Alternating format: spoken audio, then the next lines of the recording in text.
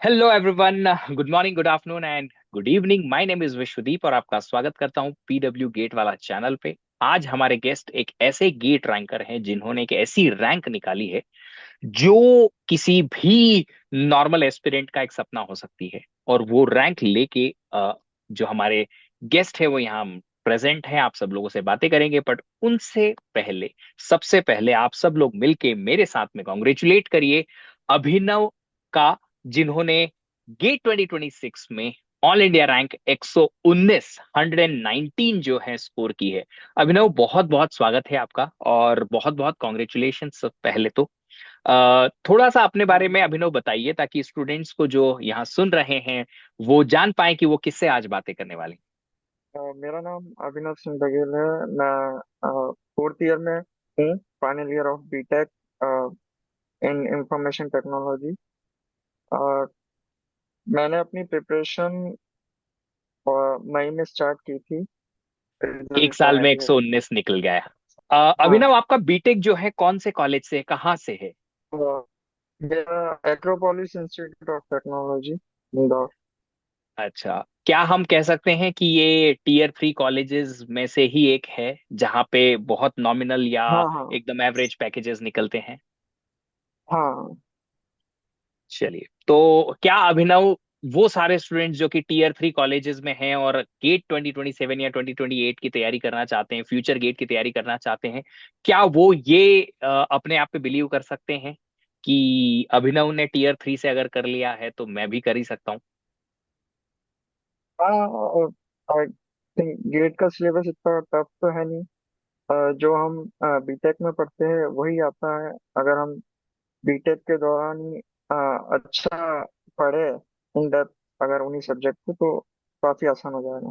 चलिए, तो tier 3 college के सारे स्टूडेंट्स जो हैं उनको एक मोटिवेशन जो है अभिनव सिंह से हमें लेनी चाहिए, क्योंकि ये वो उन एग्जाम्पल्स में से एक हैं जो ये बताते हैं कि यार, जब आईआईटी जेई के थ्रू कुछ नहीं मिला तो ठीक है, कोई बात नहीं, पर इस बार तो आईआईटी जाके ही रहेंगे। अभिनव, जैसा आपने कहा कि मई में आपने प्रिपरेशन स्टार्ट की, क्या लास्ट ईयर भी आपने गेट देने का सोचा था अपने थर्ड ईयर में या बिल्कुल प्लान नहीं था? मेरा प्लान तो नहीं था, बट बाद में मैंने फॉर्म भर दिया था एज अटेम्प्ट करने के लिए। फिर मेरे 24 अराउंड कुछ मार्क्स आए थे। फिर फाइनल ईयर में तो था कि गेट देनी ही है प्रिपरेशन के साथ। बट वही था कि इतनी जल्दी स्टार्ट करने का सोचा नहीं था। सोचा था कि जुलाई या अगस्त में स्टार्ट कर दूंगा, उतना सीरियस नहीं था गेट को लेकर। फिर बाद में सीरियस हो गया, जिस हिसाब से एआई एरा में ले ऑफ्स हो रहे हैं। तो बाकी और कहीं मेरा प्लान भी नहीं था डिसाइड कि एक्चुअली में करना क्या है, कौन सी फील्ड में आना है। तो फिर सबसे बेटर गेट ही लगा मुझे ऑप्शन।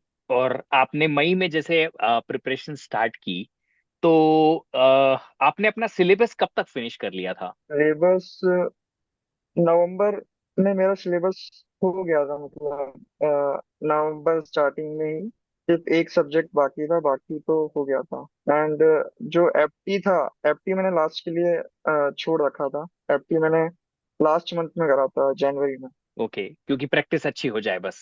हाँ, आपने भी बोला जी, था कि एफटी के लिए बस आखिरी में क्वेश्चन क्वेश्चन लगा लेना, वही आता है। तो एफटी में मैंने 15 दिन में हो गया था, आई गेस। चलिए, और हो भी गया, एग्जाम में भी हो गया। हाँ, एग्जाम में भी हो गया।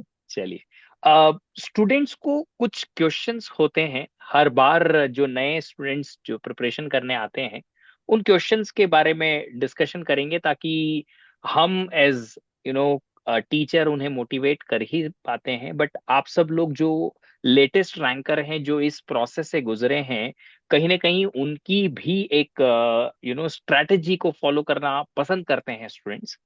तो अभिनव, जैसा कि आपने कहा नवंबर के बाद आपने फिर नवंबर दिसंबर जनवरी 3 महीने लगभग रिवीजन और प्रैक्टिस किया। आपने पीवाईक्यू कितनी बार सॉल्व किए थे और कब किए थे?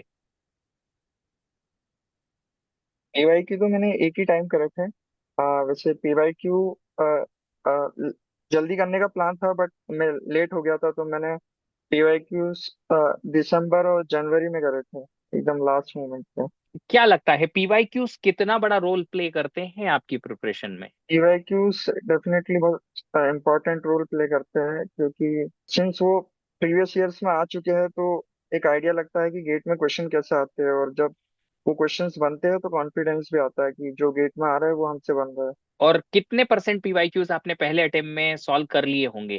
कोई एक्सपेक्टेड है आपके कि इतने हमसे सॉल्व हो जा रहे थे पहले अटेम्प्ट में?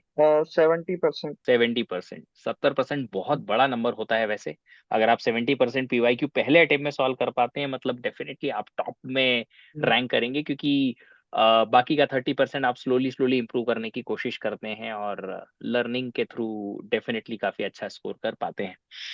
अभिनव, आपने टेस्ट कब से लिखना स्टार्ट किया था? टेस्ट दिसंबर से स्टार्ट कर दिया था मैंने। अराउंड 10 और 11 दिसंबर से मैंने स्टार्ट किया था, फर्स्ट मॉक दिया था अपना। इनिशियली तो फ्रिक्वेंसी बहुत कम थी, वीक में एक बार। फिर जैसे जैसे टाइम होता गया फ्रिक्वेंसी बढ़ती गई। एंड में तो मैंने एक एक दिन में दो दो टेस्ट भी लिखे थे, क्योंकि मेरी स्पीड थोड़ी स्लो थी, तो स्पीड बढ़ाने के लिए मैंने एक एक दिन में दो दो मॉक टेस्ट लिखे थे। और आपका सबसे पहला मॉक टेस्ट जो आपने लिखा था, उनमें मार्क्स कितने आए थे? उसमें मेरे 55 मार्क्स आए थे। 55। वहां से सीधा जंप मार के और फाइनल टॉप रैंक में। फाइनल आपका कितना स्कोर रहा था एग्जाम में? सामने मेरा 72 रॉ मार्क्स थे, नॉर्मलाइज होने के बाद ऑलमोस्ट 75। ओके, तो देख सकते हैं आप सब लोग, 55 से 75 लाना आसान हो जाता है अगर आप थोड़ी सी भी एक्स्ट्रा मेहनत कर लें तो। अ, अभिनव, कुछ और चीजें हैं, जैसे कि आपने कहा फाइनल ईयर में है, कॉलेज का एक अलग से एडेड प्रेशर होता है, अटेंडेंस का भी, बीच में एग्जाम्स भी आते हैं। आपने अपने एग्जाम्स को और एग्जाम कॉलेज को कैसे टेकल किया गेट प्रिपरेशन के साथ में? मेरे कॉलेज में अटेंडेंस का तो इशू था नहीं, बट हाँ एग्जाम जब आती है तो एक ब्रेक हो जाता है। बट वही है कि अ, कोशिश करते रहो। जो कॉलेज एग्जाम है उसको पढ़ने के लिए आपको इतना टाइम नहीं लगेगा। मतलब अगर कॉलेज एग्जाम के टाइम अगर आप एक दो घंटे या 2-3 घंटे भी दे रहे हो अपने गेट की प्रिपरेशन के लिए, तो इनफ है। बस आपकी लिंक नहीं टूटनी चाहिए। और बाकी का जो कॉलेज प्रिपरेशन है या कॉलेज एग्जाम है, मान लो 15 डेज अगर चलते हैं, उसमें थोड़ा अगर गेट का प्रिपरेशन कम भी होता है तो चलेगा, क्योंकि आप वैसे ही पहले से भी हाँ, well ahead of the plan थे। तो क्या ये कह सकते हैं कि मतलब ये स्ट्रैटेजी का हिस्सा था आपके लिए, कि नहीं आपने जो भी करना था वो बहुत पहले कर लिया, ताकि एग्जाम्स भी आ जाएं और 15-20 डेज में बहुत ज्यादा प्रिपरेशन नहीं भी हो तो भी आप वो पैनिक सिचुएशन में ना जाएं? पैनिक सिचुएशन तो ऐसी कभी आई नहीं। मतलब जितना सोचेंगे उतना ज्यादा पैनिक हो जाता है। हमें बस सिलेबस करना है, कंसेप्ट स्ट्रॉन्ग करना है, एंड देन क्वेश्चन करना है, सिंपल। ज्यादा कुछ सोचना नहीं है। तो बस अपना जो भी पर डे बेसिस पे आपने प्लान बनाया कि चलो आज तो सेमेस्टर एग्जाम की तैयारी करेंगे, तो वो किया, और अगर नहीं गेट की तैयारी करनी तो वो किया, बस किया। हमने सोचा नहीं कि हमें एंड रिजल्ट क्या आएगा, ये भी बचा है या वो भी मेरा बचा है या कुछ भी नहीं। प्रिपरेशन के टाइम यही गोल रहता है, जब क्लासेस चल रही थी तो क्लासेस करो, कोई क्वेश्चन प्रैक्टिस करो, रिवीजन टाइम टू टाइम करते रहो। सो सब कुछ तो बस टाइम टू टाइम करते रहो और फोकस सिर्फ एक्शन पे करो। ओवर थिंकिंग करना ही नहीं है, थिंकिंग करना ही नहीं है। हाँ, फिर चलिए। भी हम्म। थॉट्स तो आते ही है, नेगेटिव थॉट्स भी आते ही है, बट उनको इतना टाइम मत दो। खैर टाइम मिलेगा भी नहीं जब क्लासेस आएगी या रिवीजन करना होगा, प्रैक्टिस करनी होगी, तो वो चले आता थॉट। चलिए, तो नेगेटिव थॉट्स तो आते हैं, बट अगर आप एक्शंस में ही कहीं ना कहीं अपने आप को एंगेज करोगे तो ले दे के सिर्फ और सिर्फ एक्शंस ही दिखते हैं। अभिनव, एक और चीज है, जैसे कि बच्चे प्रिपरेशन शुरू तो कर देते हैं, जल्दी कर देते हैं, बट धीरे धीरे करके ना मोटिवेशन डाउन हो जाता है, number of hours per day basis पे कम हो जाते हैं। आपके साथ भी क्या ऐसा होता था, और अगर हाँ तो आपने कैसे उस चीज को ओवरकम किया? इनिशियली तो अप एंड डाउन तो बहुत रहते हैं, कभी आपने पढ़ा कभी नहीं पढ़ा। वही है कि कोशिश करते रहो लगातार, तो 1.5 से 2 महीने बाद एक आपका रूटीन बन जाता है कि हाँ आप हैबिट सी हो गई है कि क्लास लो, रिवीजन करो, क्वेश्चन करो। फिर जैसे जैसे आप टाइम गुजरता है वैसे वैसे इसमें और इम्प्रूवमेंट आता है। और रही बात तो मोटिवेशन की, तो सेल्फ मोटिवेशन ही सबसे बढ़िया रहता है। ऐसे मैंने भी अपनी प्रिपरेशन के दौरान कहीं मोटिवेशन तो कहीं पे भी नहीं देखा, क्योंकि सेल्फ मोटिवेशन ही तो अपने आप से ही इतना हम सेल्फ ड्रिवन थे कि नहीं कुछ भी हो जाए, बस अब तो अच्छी रैंक लेके आनी ही है और मास्टर्स करने जाना ही है कहीं। हाँ। सर, टारगेट क्या था अपना गेट के यस। लिए, कि हमें इसी आईआईटी में जाना है या किसी टॉप आईआईटी में जाना है, कुछ ऐसा सोचा था? सोचा तो आईआईसी बेंगलोर का था कि सिंस उसके लिए टॉप 50-60 में आना पड़ता है। देन बस उसी के लिए वही गोल था कि आईएससी को टारगेट करना है, तो 50-60 में आना है। बट वही है कि एग्जाम डे पे भी आपको बहुत अच्छा परफॉर्म करना पड़ता है, भले ही आपकी प्रिपरेशन कितनी भी अच्छी हो। चलिए, तो प्रिपरेशन आपकी उतनी अच्छी थी ही कि आपको कहीं ना कहीं टॉप कॉलेजेस तो मिल ही जाएंगे फॉर श्योर। और आईआईसी में एमटेक एआई, एमटेक सीडीएस का रास्ता अभी भी ओपन है। एमटेक एमएस जो है, एमटेक रिसर्च, उसका रास्ता ओपन है। Definitely will be happy to take you, क्योंकि लर्निंग इंपॉर्टेंट है उनके लिए, और आपकी लर्निंग दिखा रही है आपकी रैंक। अभिनव, एक और चीज है, जैसे कि हम कहते हैं, आपने जैसे कहा कि प्रिपरेशन के दौरान कहीं ना कहीं अप्स डाउन आते रहते हैं। डिस्ट्रैक्शन एक बहुत बड़ा प्रॉब्लम है आजकल की दुनिया में। रील्स देखना, या फिर छोटे शॉर्ट्स वीडियोस देखना, या फिर कोई नोटिफिकेशन आ जाना और डिस्ट्रैक्ट होके पढ़ाई से कहीं और निकल जाना, और फिर वहां 2 घंटे टाइम वेस्ट करने के बाद रिग्रेट करना, अरे यार 2 घंटे तो ऐसे ही निकल गए हमारे, एक्सेट्रा। आपके साथ कभी डिस्ट्रैक्शंस होते थे और अगर होते थे तो आप कैसे उन्हें टैकल करते थे? और सोशल मीडिया पे तो मेनली इंस्टाग्राम का डिस्ट्रैक्शन था मेरे साथ। तो मैंने 1.5 मंथ के लिए इंस्टाग्राम डिलीट कर दिया था, मैंने बिल्कुल चलाया ही नहीं था। तो बस इनिशियली तो बड़ा बोर हो जाता था मैं कि पढ़ने को तो पढ़ लिया, बट उसके अलावा क्या। बट धीरे धीरे हैबिट बन जाती है। रेजिस्टेंस तो दिखाना पड़ेगा, उसके अलावा कोई ऑप्शन ही नहीं ऑप्शन नहीं है, अगर वहां रेजिस्टेंस नहीं है। दिखाएंगे तो फिर रैंक जो है वो उतनी अच्छी नहीं आएगी। चलिए, अभिनव, ऐसा होता है कि पर डे बेसिस पे कहीं ना कहीं ना थोड़ा तो रिक्रिएशन या फिर थोड़ा मनोरंजन जिसे कहते हैं, एंटरटेनमेंट दुनिया में चाहिए, हर किसी इंसान को चाहिए, ताकि उसकी हैप्पीनेस जो है बनी रहे। आपके लिए कोई ऐसा था कि आप डेली बेसिस पे ये कुछ करते थे, गेम्स खेलते थे, या कुछ तो ऐसी चीज थी जिससे आप अपने आप को खुश या एंटरटेन कर पा रहे थे? डेली बेसिस पे ऐसा कुछ तो था नहीं। मैं अ, शाम के टाइम जाता था दोस्तों के साथ थोड़ा बातें करने, घूमने। छप्पन बाकी दुकान। इंदौर में वहाँ जिन्हें पे नहीं पता, मैं बता हाँ, देता हूँ, इंदौर में एक बहुत बड़ा फेमस छप्पन दुकान एरिया है जहाँ पे बहुत अच्छा खाने को मिलता है। मैं तारीफ कर रहा हूँ तो आप समझ ही सकते हैं कि रियली बहुत अच्छी चीजें मिलती हैं खाने की। बिल्कुल। हाँ जी। Yes, continue please. बाकी बोरियत तो लगती थी डेफिनेटली, बट कहीं ना कहीं हो जाता था टाइम पास। ट्विटर में काफी एक्टिव रहता था मैं। तो वहाँ इतना डिस्ट्रक्शन नहीं था जितना इंस्टाग्राम पे है। बाकी ऐसा कुछ था नहीं, मतलब ऐसा बहुत कुछ बड़ा तो था नहीं कि डिस्ट्रैक्शन टाइम नहीं पास था, बट डिस्ट्रैक्शन अगर होते थे तो आप अपने दोस्तों के साथ कहीं ना कहीं नहीं। घूमने निकल जाते थे। दैट वॉज योर हाँ एंटरटेनमेंट। वैसे फिजिकल वर्ल्ड, मैं भी हमेशा बच्चों से कहता हूँ कि फिजिकल वर्ल्ड से कनेक्शन रखना बहुत अच्छा होता है। अगर आपके दोस्त हैं और आपको सपोर्ट कर सकते हैं, हेल्प कर सकते हैं, डेफिनेटली उनकी हेल्प लीजिए। रोज थोड़े थोड़ा देर के लिए उनसे मिलिए, उनसे बातें कीजिए, क्योंकि दोस्त जितना आपको खुश रख सकते हैं वो कहीं भी नहीं रख सकते हैं। दोस्त जो इधर उधर की जो फालतू की बातें करके और आपको अपनी पढ़ाई और अपने टेंशन से रिलीव कर सकते हैं, वो कोई नहीं कर सकता। राइट। हाँ। चलिए, अभिनव को 5-7 ऐसी चीजें याद भी आ गई होंगी कि मेरे दोस्त तो सर और भी नमूने हैं, बातें नहीं हरकतें भी ऐसी करते हैं, बट अभी इस इंटरव्यू में उसे कवर नहीं कर पाएंगे। उसके लिए एक अलग से इंटरव्यू लिया जाएगा दोस्तों की हरकतों का। अभिनव, जब आपको पता चला कि आपकी इतनी अच्छी रैंक आने वाली है या आ चुकी है, फैमिली का कैसा रिएक्शन था? How did they react exactly? हाँ, खुश थे सब लोग। एक्सपेक्टेशन भी काफी अच्छी थी घर वालों की मुझसे। हाँ, तो सब लोग हैप्पी थे। चलिए, तो उन्हें लग रहा था शुरुआत से ही कि अभिनव कुछ अगर शुरू किया है इसने तो ये करके दिखाएगा, कुछ अच्छी रैंक तो लेकर आ जाएगा, शुरुआत से भरोसा था आप पे? आ, शुरुआत से तो पता नहीं, बट हाँ, एग्जाम आते आते तो हाँ, उनकी एक्सपेक्टेशन थी कि हाँ कुछ ना कुछ तो कर ही लूंगा इजीली। और आपको भी भरोसा वैसे आ ही गया था जैसे जैसे टेस्ट आपके होते जा रहे थे कि हाँ मैं कुछ तो अच्छा कर ही लूंगा? हाँ, इतना कॉन्फिडेंस तो आ ही जाता है। ये कॉन्फिडेंस आता कैसे है?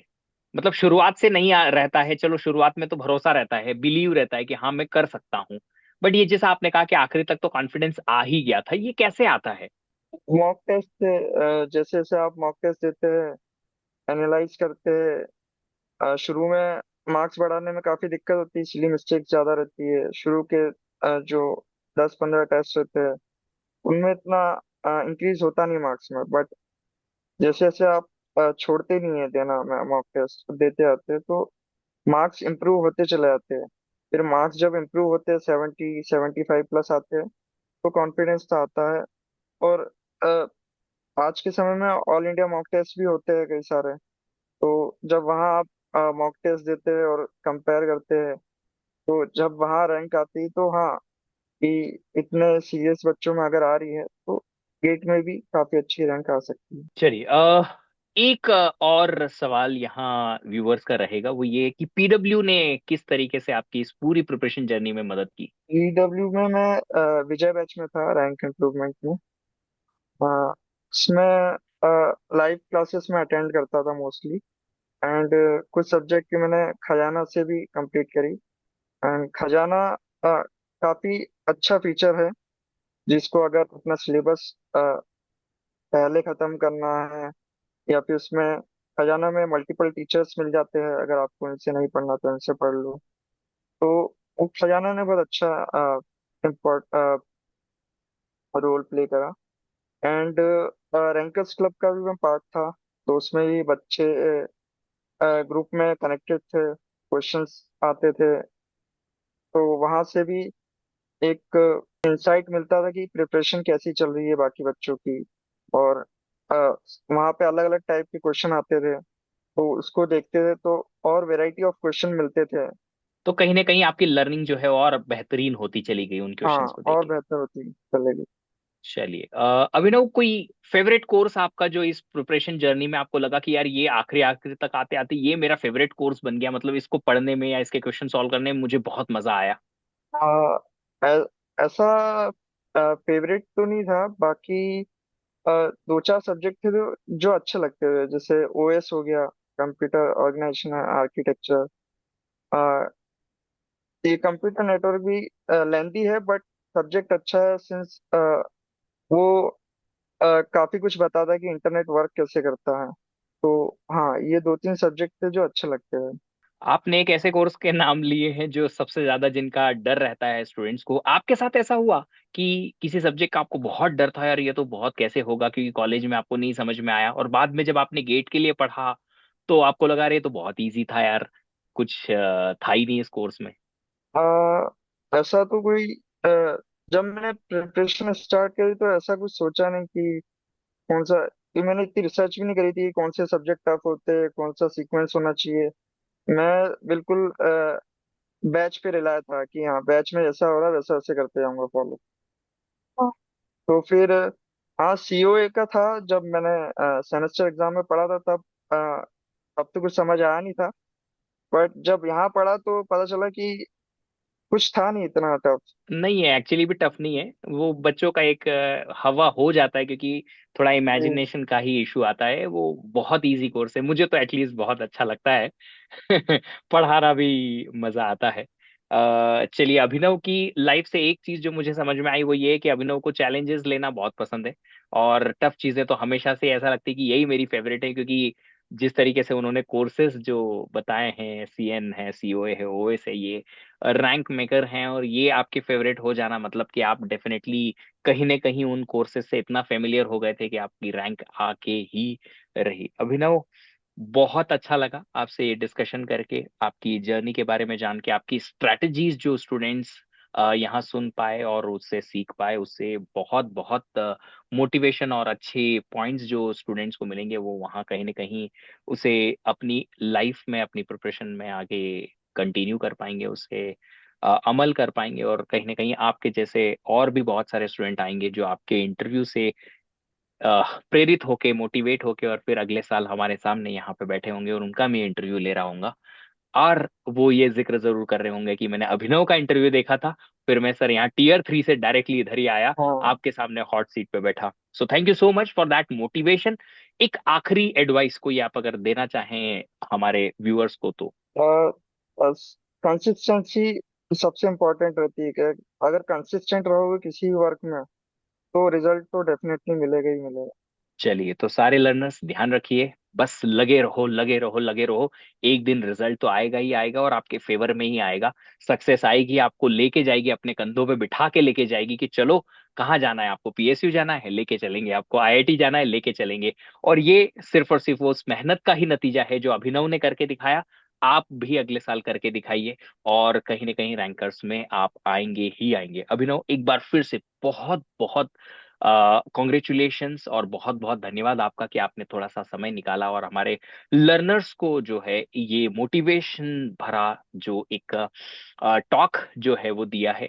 ये कहीं ना कहीं हमारे आगे आने वाले जितने भी 2027 और 28 के और आगे आने वाले जितने भी एस्पिरेंट्स हैं उन सबको बहुत मोटिवेट करेगा आपका ये पर्टिकुलर जर्नी। और उम्मीद करूंगा कि आप ऐसे ही और बड़े बड़े माइलस्टोन अपने आगे आने वाली जर्नी में, अपने आगे आने वाली लर्निंग्स में अचीव करते चले जाएं। आपकी जो लर्निंग है और आपके जो अचीवमेंट्स हैं उसकी लिस्ट एंडलेसली बस ऊपर चलती जाए चलती जाए चलती जाए, और आप बहुत बहुत सारे तरक्की करें। Thank you sir. Thank you so much Abhinav, thank you so much everyone.